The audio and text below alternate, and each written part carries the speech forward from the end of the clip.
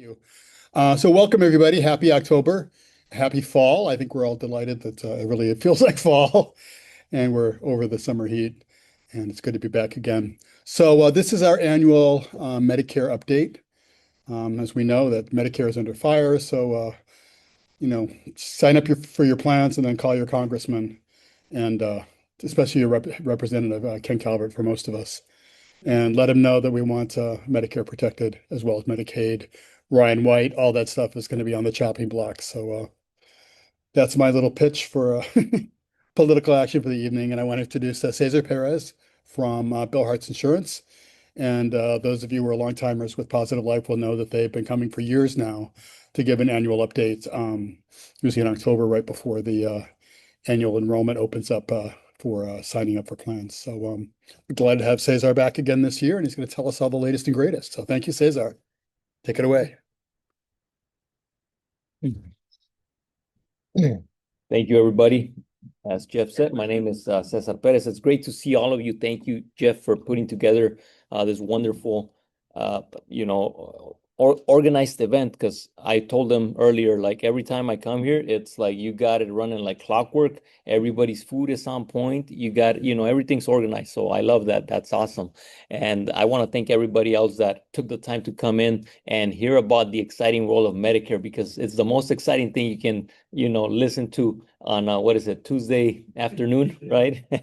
So I'll try to make this, as exciting as I can. There are going to be some changes, like Jeff said. I have to kind of go by what the 2025, what they gave us in 2025. I'm going to mention some of the items that are going to be changing for 2026, because not all of the numbers are finalized for 2026. But we'll be going through a basic overview of what Medicare is, the plan options, discuss enrollment periods. I'm also going to update you guys on some of the legislation that's been going on. More than anything, it's going to affect not necessarily Medicare, but some of the other programs that are out there, and I'll go through that with you, mainly like Covered California and the Medi-Cal program for those that are under the age of 65. There are going to be a couple of changes for those that are under Medicare. So I'll be brief with those as well, and make sure that I go into some of the changes there for 2026 and some of the years beyond that, whatever we know at this point in time. Now, some of the things that I like to mention, or that we have to mention rather, I'm not affiliated with the government, so I do not work for Social Security, Medicare, or any other governmental agency. The reason it's important to mention that is because you might get phone calls from people telling you that they work for Medicare. So just be careful. Medicare's usually will never call you or Social Security unless you prompt them to do so. So if you ever call Social Security and they tell you, hey, we're going to call you back, you schedule an appointment typically, they will call you, but they're not just going to randomly pick up the phone and say, hey, listen, we're from Medicare and you have to change your plan. That's usually a scam, okay? They might be calling you from another state. They might be calling you from another country. Only God knows. So I am licensed by the California Department of Insurance to be able to bring you this information and to talk about it, because my main job is to educate Medicare eligible beneficiaries on what their plan options are. And the nice thing is, I think we have a couple of people that know me already. Scott's one of them. We have a team. I have a team. I have the office girl. So anytime that you work with me, I work for you, and my office as an extension works on your behalf as well. So generally, we're able to resolve any like billing issues, referrals, formulary questions, and any other questions that the person might have at no cost. So that's one of the benefits, perks that you get when you work with somebody, number one, that's local, and number two, that has a solid team behind them. Now, the great thing, like I mentioned, it's at no cost to you because we are compensated by the health plans. They all compensate us the same way. So there's no like, I'm going to sign you up for this one because I'm going to get paid more. There's none of that. So just needed to get that disclaimer across. So yeah, we all know that Medicare is not the simplest subject to understand. We all get the phone calls, we all get the emails. Like you probably get calls and it's gonna say spam likely, probably like 10 to 15 to 20 times a day.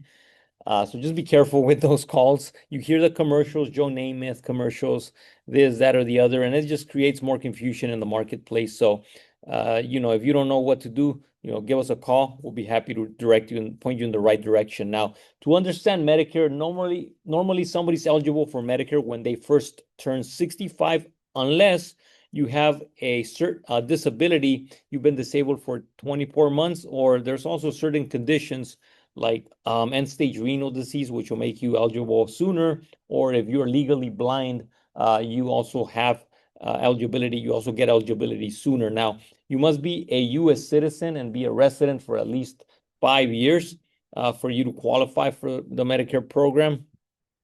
Now, this is the card that you get once you turn 65 or once you're eligible, and it's that red, white, and blue card, and it typically will show parts A and B of Medicare. Now, what does this card give you? Well, essentially, when you have this card, and if you are collecting Social Security, the premium, which in 2025 was $185 per month for Part B, and I'll go a little bit more detail about that in a few more slides.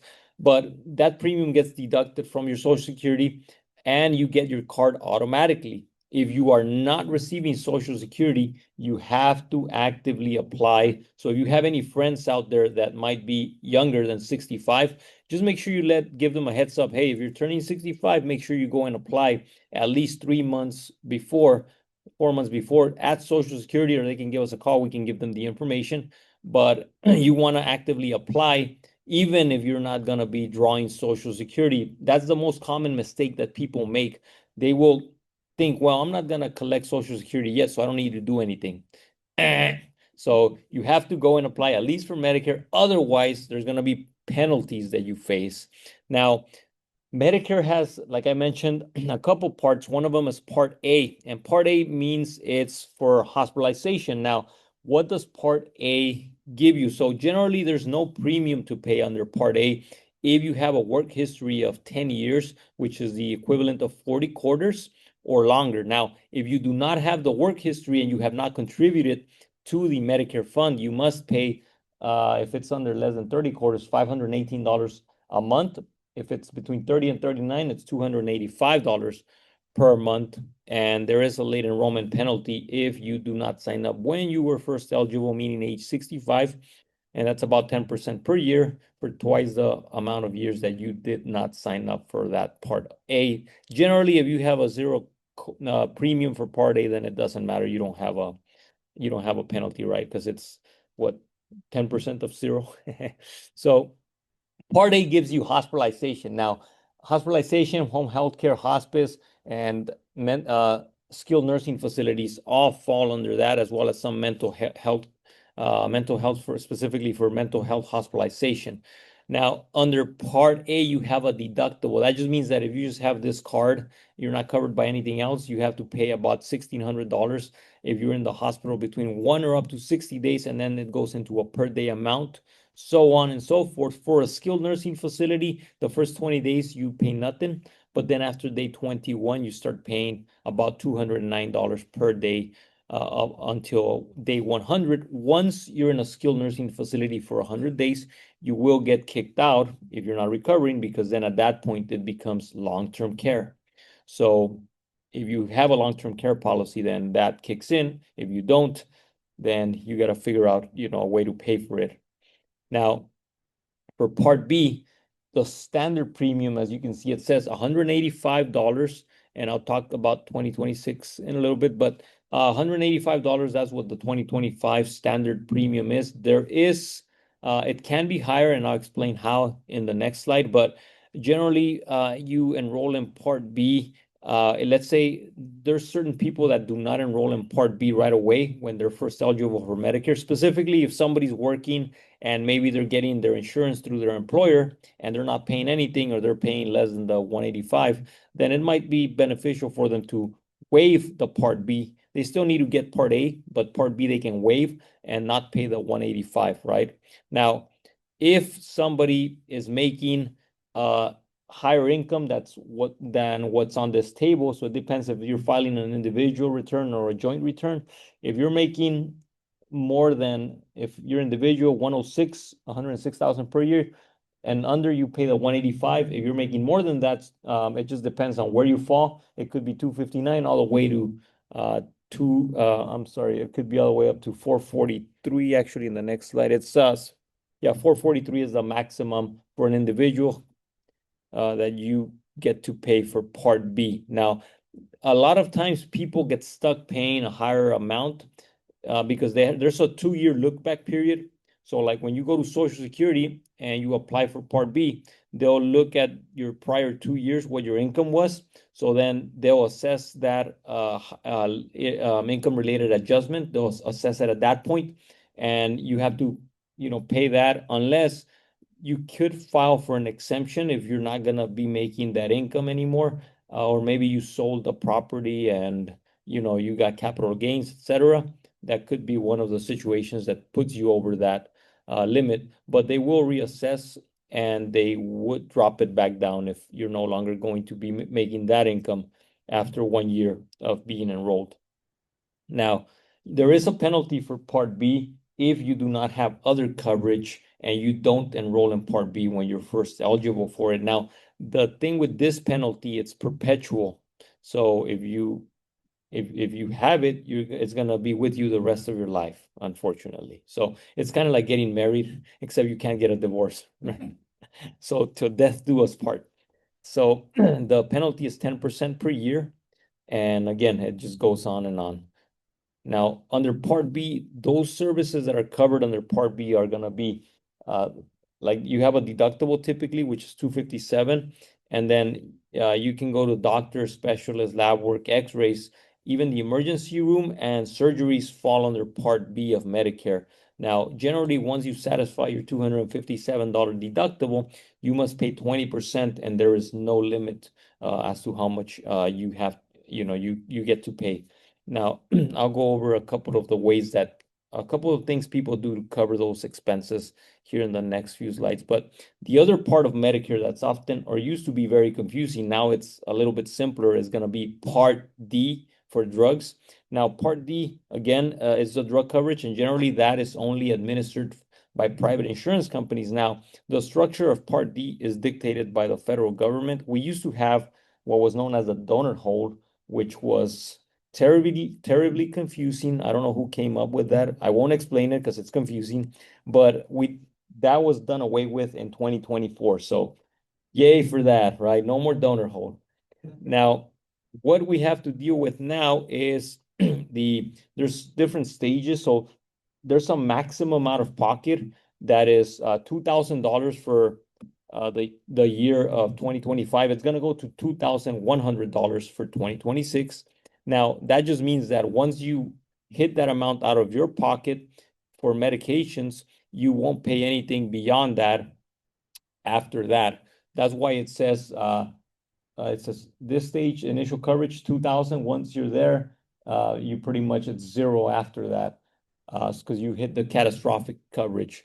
If you are taking very expensive medications, then you're probably going to end up paying that out of your pocket in the calendar year. There is a program where you can distribute those $2,000 throughout the year because obviously, having to cough up $2,000 in the first couple of months may not be affordable. There is a program where you could spread it out for the whole year and, not have to pay for it all at once.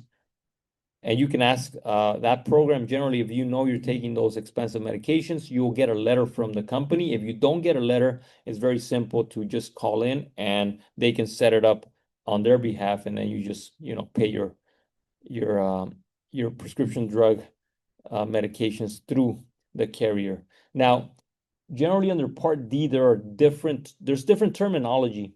There is we call it a formulary, which is the list of the drugs that are covered under the plan. Not every plan covers all medications, but they at least have to have one medication for every therapeutic category that exists. Now, the formularies are often tiered. That means there's different levels. Depending on the level that the medication falls in, you pay a corresponding co-payment. So every company has the medications. They might have them in different spots. So, with one company, your medications might be $100 a month. With another one, they might only be 30. I've seen that happen. I've even seen 200 and versus 30. And you're like, what? It's the same medications, but they're just on different tiers, and that makes a huge difference. So one of the things that we do in our process is we look at that information to make sure you're on the right plan. Now, there's also quantity limits. There's also prior authorization, step therapy, and you can request an exemption. Really, the quantity limits and the prior authorization, those are for certain medications that might cause a habit, right? Because, we don't want, people just popping the oxycodons, on a regular basis if they don't need them, right? So they kind of have to have, number one, quantity limitations to limit the amount that is dispensed at the pharmacy, and or prior authorization by the company or by a specialist. So for example, if any of you have taken pain medications in the last years, there has been a change where if you are not getting those medications prescribed by a specialist, you can only get about 7 days worth of medications to get you through to your specialist appointment. So I remember back in the day, there was no such thing. So like you go to a primary care doctor, they'll give you a 30-day supplies. But now that's been obviously limited because I guess some people were like being like what's it called, a neighborhood pharmacist. So they limited that. And the other thing that's very important, step therapy. So step therapy, they'll have you try usually it's a generic alternative, like a cheaper version of it. If that doesn't work, they'll step you up to the next one, so on and so forth.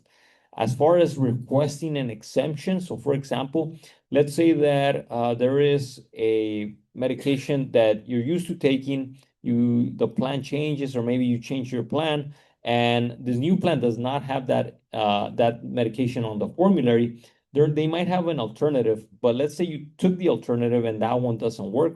You can request an exemption from the plan, and they have to approve it or deny it within 72 hours. Now, we've helped patients, clients request exemptions. Usually it's very quick.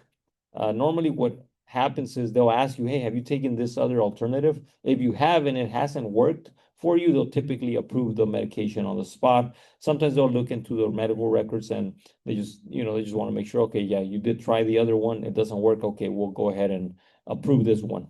And then they include it in one of their tiers when they approve it for you. So generally that's good until the end of the year or until you're with the plan. But typically that gets approved and you're able to take it moving forward if that's the case. Now, there is also an income related adjustment if you are higher income earner for Part D. So you have an additional amount that gets tacked on depending on what you make. And that amount, it doesn't matter how you receive your Part D, it will follow you with the plan that you decide to go on. And I'll expand on that a little bit, what that means. So essentially, when you have Medicare, the red, white, and blue card, we talked about those out-of-pocket expenses for Part A and B. Now you have two options when it comes to Medicare, essentially. One of the options is you can keep Medicare, that red, white, and blue card, as your primary coverage, and you can add a Medicare supplement and you pay an additional monthly amount for that. And you can also add a Part D, a standalone Part D plan for your drugs. And that's another monthly amount that you pay. Now, everything's separate in that, and you have three separate premiums, three separate cards. Now, when you decide to go that route, usually you're able to visit any doctor so long as they accept Medicare.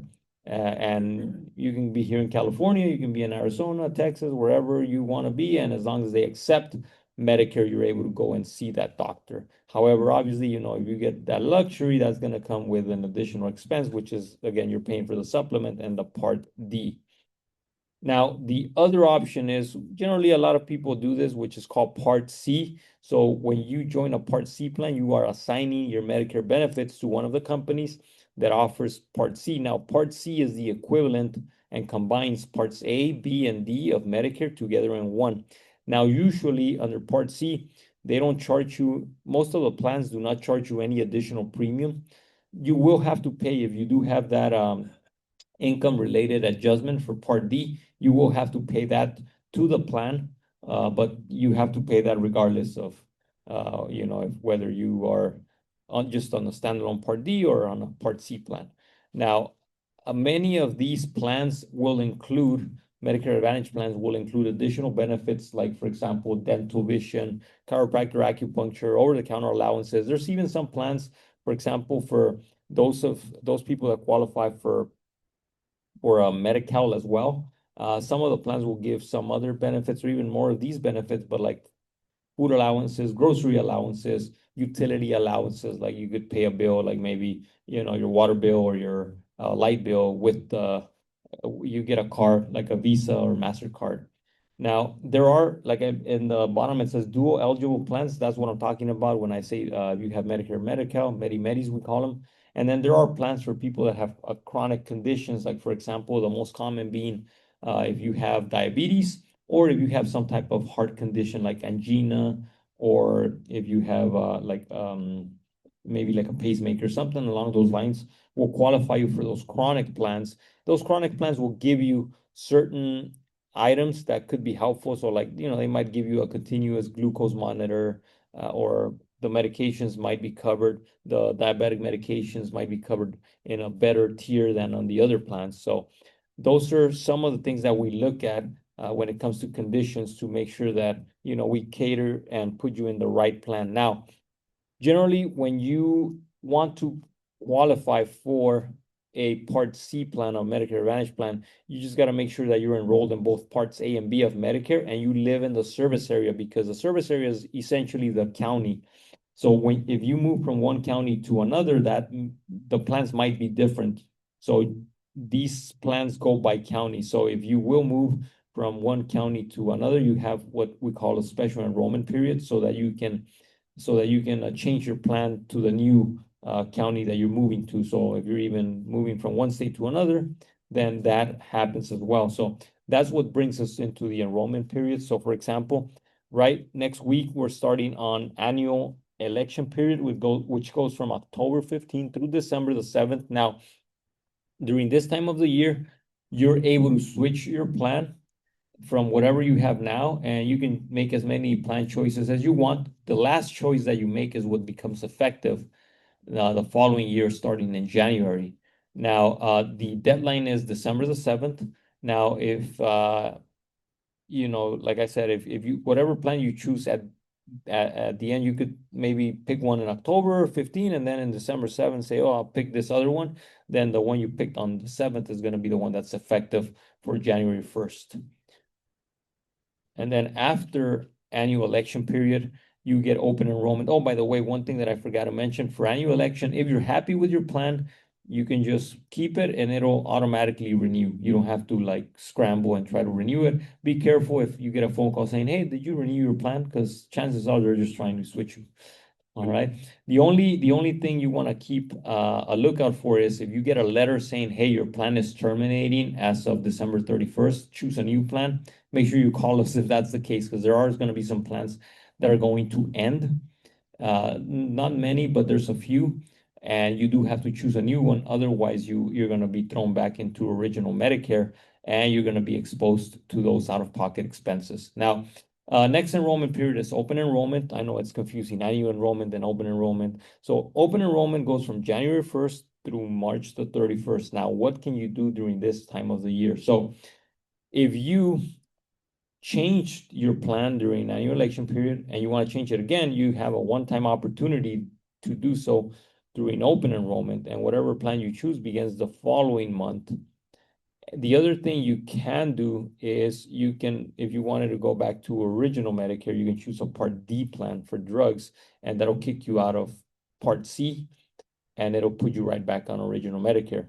What you cannot do is, let's say that, well, you can also, like, if you forgot to switch during annual election period, you can also switch during open enrollment, no issues, so long as you have a Part C plan. What you cannot do is, let's just say you're on original Medicare and you're trying to join a Part C plan during open enrollment. You cannot do that because in order for you to use the open enrollment period, you must have another plan already in place. So those are the things that you can and cannot do. The next enrollment period is special election period. So like what I talked about, if you're losing coverage from like maybe an employer, maybe you moved out of the area, you moved to a different county, a different state, that gives you a special election period. So you're able to jump on a plan that's available in that area. Or if you have been diagnosed with like a chronic condition, like maybe diabetes, and there's a plan for people with diabetes, then you can jump on that plan. And that could be at any time of the year. Now, so some of the things that you got to think about again, if you're eligible for Medicare and you're still working, again, you may want to keep your employer coverage or you may want to jump on Medicare. It just depends. Everybody's situation and what you pay is different. So it's always good to consult with somebody and just, say, hey, this is my situation. Would it be what would be more beneficial? That's also going to depend on the doctors that you have, maybe medications that you take, etc. So there's so many factors that it's a lot of moving parts. So you definitely want to bounce off the idea and make sure you're making the right decision for you. Now, you might have a spouse, right? That could also play a role because sometimes spouses are covered under your group plan. If your spouse is younger and you have to wait for them to get on Medicare, maybe you're like, well, I need to hold off and make sure my spouse catches up to me. And once they catch up to me, then I can drop the employer plan, right? So again, so many factors to look at that, there's no blanket answer for this. All right, so some of the changes coming, for Medicare are going to be the VVID program, value-based. It's a value-based benefits program. So that's going away. What that means is, for example, anybody that has what's called LIS, limited income subsidy, that helps to pay for medications generally. So like before, if you had a plan, we call it a coordinated plan. A coordinated plan combines Medicare and Medi-Cal. If you had that type of plan, your copays for your medications were all zero. Now, starting next year, you might see your copays go up by like for generics like $1.60, brand names $4 up to $10, just depending on your level of, it's called limited income subsidy, LIS. Depending on the level that you're under, the carriers will charge you a co-payment. It'll be a small one, but if you're taking multiple medications, it can certainly add up. So just a heads up on that. The other change, obviously the premium, Part B premium is going to increase. They haven't set the amount yet, but they're looking at $206.50. Like I mentioned, it's 185 right now. So that's gonna go up, about $20 a month. Now, for somebody that is not on Medicare, that might be under the age of 65, you folks might have friends that are in this situation. So if they're on Covered California, there's gonna be some subsidies, tax credits that were passed, and those were the COVID era tax credits. They're gonna expire at the end of this year. So what that's gonna do, they're still like they can still do something by the end of the year in Congress to pass, but it's not very likely that the tax credits are going to be passed, quite frankly. So there's going to be an increase across the board to anybody that has a Covered California plan. It's going to drive up their premiums. Now, the people that are going to be affected the most are those that are going to be in the middle because, I mean, like somebody who's right on the limit, a little bit above the limit, yeah, they might pay $40, $50 a month more, but somebody who's in the middle might end up getting an increase of $200, $300, $400 a month. And that's quite a difference. Now, the other item that changed is like for anybody that's on Medi-Cal, that's under the age of 65, there's going to be some work requirements implemented. So they must be at least employed for 20 hours a week. And if they are not, they can get the Medi-Cal, the Medicaid benefits taken away. Now, the also for 2026, some of the Covered California plans that are bronze plans are going to be considered high deductible health plans. So that's going to make people eligible for HSA contributions and accounts, which is that's actually a good thing. The other thing is the DACA recipients. So if you know anybody that's came here that's younger, that's on DACA, and they're on Covered California, they're very likely going to lose their coverage because they will not be eligible for a subsidy anymore. So then they must pay for the full price of the health insurance because they're no longer classified as lawfully present, unfortunately. Now, there will be, so across the board, Covered California, they have about almost an 8% rate increase. And it just depends on the carrier. There's going to be other increases, but as far as like the subsidies go, because those are going to come down and the prices are going to come up, we're going to see across the board about depending on the carrier, but yeah, about 17% increase. Now, the the other item that's gonna change is, and that's gonna be for 2027, I believe, or 28, is automatically re-enrolling people. So generally, when we help somebody, we typically, they typically they're on the plan, and then during it's called open enrollment with Covered California. It starts in November and it goes all the way to January 31st. Now, during that period of time, they're supposed to renew their coverage. If they forget to renew, they're just auto renewed, and it's based on the same income because it's auto renewed. Now, this after next year, they're gonna have to actively renew, meaning everybody's gonna have to scramble and renew. Otherwise, they're gonna lose their subsidy. So that's gonna put a lot of stress in the system because generally the system's not ready to enroll so many people actively, where they're getting phone calls left and right. So that's gonna be some of the changes happening to, it's called the IFP market. So just a heads up, if you know anybody, you can share this information with them. Great. So other than that, again, you guys feel free to grab my number. If anything does come up, there's an email address. I have cards as well. So please let us know if you have any questions. I can answer some questions. Do we have time for questions? So yes, sir. Oh, Disney. Memory care covered under Part A? I'm sorry, memory care? Yeah. So it's generally under Part B unless you have to go to a mental health facility. But memory care is generally covered under Part B of Medicare. Can you talk a little bit about HMO and PPOs? So an HMO is a health maintenance organization. It has you generally belong to a medical group, which is a network.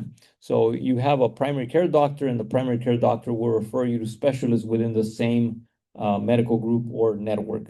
And you cannot go out of network unless it's an emergency or you're out of the area and you have an emergency, then you can go out of the network. PPO is providers that are going to be that have a contract with the insurance company, and you can go to providers that have a contract that will be considered in network, or you can go to providers that do not have a contract that's out of network. Generally, you will pay more if you're going out of network. Now, one of the things that I will say is for next year, the Medicare Advantage PPO plans, there's really only going to be HMOs out there for Medicare Advantage.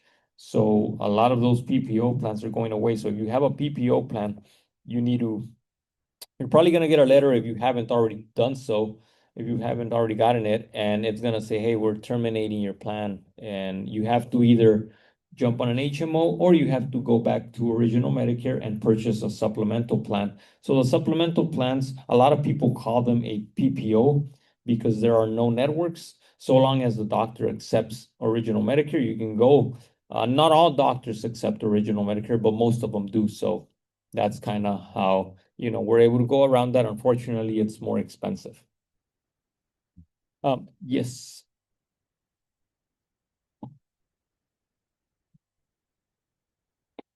Thank you very much. A couple questions. The first one is, what would you advise someone to sign up for if they need to see healthcare providers in more than one county? So generally, when somebody's going around in different counties, it would be original Medicare with a supplemental plan, because you're able to go so long as the provider accepts Medicare, that red, white, and blue card, and then the supplemental plan will pick up the remainder of the costs. And are there any particular things that I should pay attention to if I need to start my care at 65, but I won't need to start Social Security until 67. Are there any particular things that would apply to that situation? Absolutely. So your bill, you're gonna pay it quarterly to Medicare. So you're gonna get a bill and you just gotta be ready, especially like the first bill, sometimes they'll put 4 payments in one. So let's just say that it's after January. If the premium goes up to 206, multiply that by 3. I've seen it where they bill you for 4 months, even 5 months. So you gotta just be ready with the money. Otherwise, if you send them partial payment, they will cancel you, and it's just a nightmare to get it reinstated, etc. So just be aware of that. Thank you. Thank you. You mentioned, plans that are completed in next year, automatically enroll, but they Mhm. don't always stay the same, do they? That is correct. The plans do change their benefits. So you should have in September and October, you get an annual notice of change, ANOC. And on the ANOC, it'll highlight the benefits that actually changed on that plan. Many of the plans stayed relatively the same. There are some plans that are adding a deductible to their medications, especially to the brand name medications that are typically on tiers 3, 4, and 5 for next year. So if you are taking any of those brand name medications, you definitely want to check and see which plan you're on and see if there is a deductible, because when you go into your pharmacy in January, you might be hit with that deductible and you might get a surprise, right?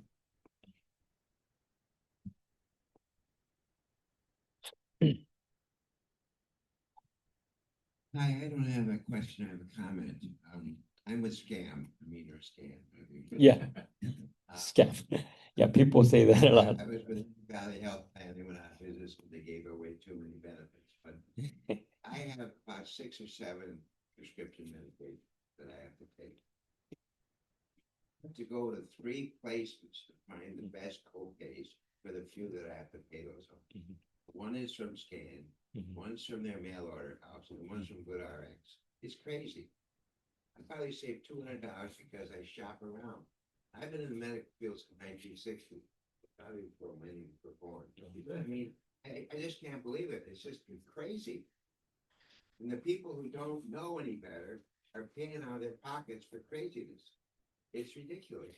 Right. One of the things that I would suggest is generally what we do is we check all of the plans, because there might be a plan that works with your current doctors, the exact same doctors network that you're under right now, but maybe those medications are a different cost, a lower cost than what you're currently paying now. So I would encourage you to, check into that, give us a call and we can check for you and say, hey, there might be a better option for you.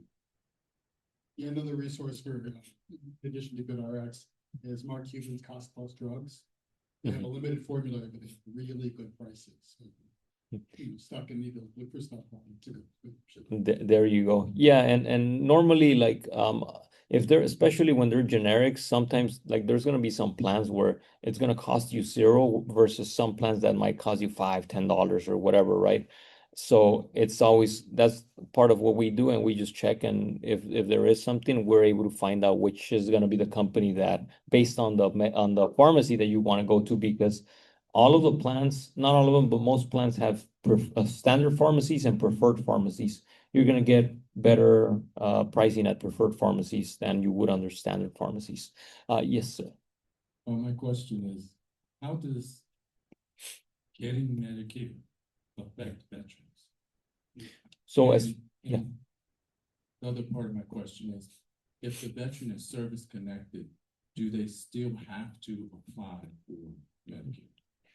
So as far as Medicare and VA, it depends on, like, if you have TRICARE for life, or if you have just VA. So like, for example, when somebody just has VA, you're able to be on Medicare and have a plan and have a civilian doctor, and that's not gonna affect what you do at the VA. I have a lot of people that have the VA, and we have their Medicare plan because they might want to go to X doctor, but then they might use the VA for certain medications that might be expensive, or they just say, hey, well, I just have the VA as backup and, I want to go to this particular doctor. And then, I'm sorry, you mentioned if somebody's currently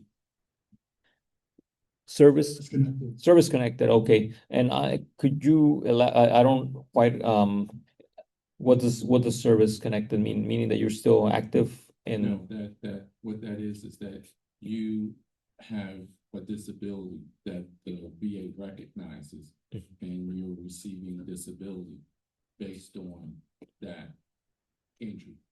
And generally it's from 30% to 100%.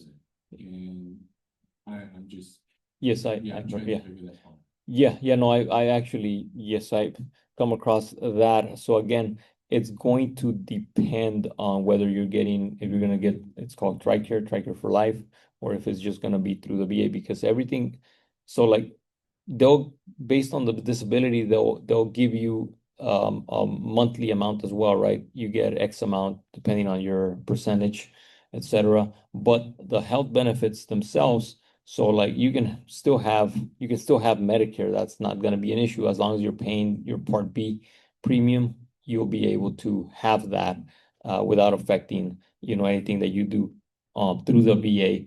And generally, if somebody does have TRICARE for life, I generally tell them, because TRICARE will work with Medicare, so we generally advise to just stick to the TRICARE for life. So it depends. So I still would have to apply for Medicare. It, only if you want to. You don't have to. Okay. What I will say is, if you do apply, there are going to be some plans that could have minimal out of pocket for you. What do I mean? Let's just say the Part B premium is 206. There's going to be some plans that will reimburse the majority of that. So then it's almost like having a plan that costs you very little. So it gives you that other option just in case you needed it in the future. Okay. Yes, sir. The $2,000, when you hit the $2,000, that per medication, or is it cumulative on all your medication? Oh yeah, sorry. No, it's a cumulative. So it'll be 2,100 next year. So yeah, it's for the total of your medications that are on the formulary. So if you're on a high price medication, that's pretty much, for 1 month. After that, then the medication is zero, right? That is correct. So yeah, so like generally like on the tiers, like I'll give you an example. Generally like tier 5 medications, you're gonna pay 33% of the cost. So if you have a medication that costs $2,000, that's gonna be about $600 out of your pocket. So then every time you fill it, it's $600 until you reach the 2,100 next year, then it's zero, right? Or if you want to spread it out throughout the year, they allow you to do that as well. So you don't have to pay those, that money up front. Yes. Me again. So if you're on an advantage plan that's county specific and you then move to a different county, that would be something that would then allow you to choose a different plan because of that occurrence. That is correct. That's a SEP.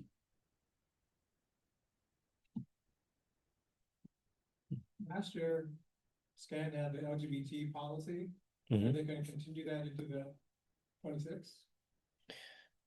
I believe, yes, they are. They are going to have that plan next year. Well, for 2025, the maximum out of pocket was like $199, whereas their other plan was $399. And there were a couple of just other items that were lower than the regular plan, so that was the advantage of it. And then there was like some counseling that they did for like mental health. That was like it's a program where you call in, and so that was specific to that LGBTQ plus plan. And as always, they always make a booth at Pride, so instead of what's happening. Specifically for that point.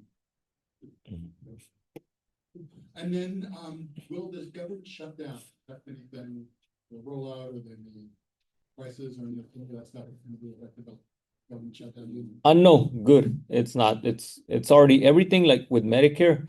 is happening literally like for example, when this annual enrollment is over, the plans are already working on their benefits for the following year. They've been working on their benefits for like 2 years. So everything's like the only thing that could change would be like the funding, but that's already been approved for this coming year. So we'll be okay on that. It would just be like if in the future it happens again, then whenever that funding is being dictated, that's when it would affect it if it would at all. Yeah, like you said, if you go out there and just vote and make sure that you rattle the cage so that they don't take any benefits from, for Medicare. And I would be safe to say that because being the highest population, those that are over 65, it's a pretty safe bet that they won't really mess with the funding at least, but they can change the structure of it. So again, always advocate for that. Always said that Social Security, Medicare, progress. Mhm. Politics are changing, so who knows? Right. Other questions?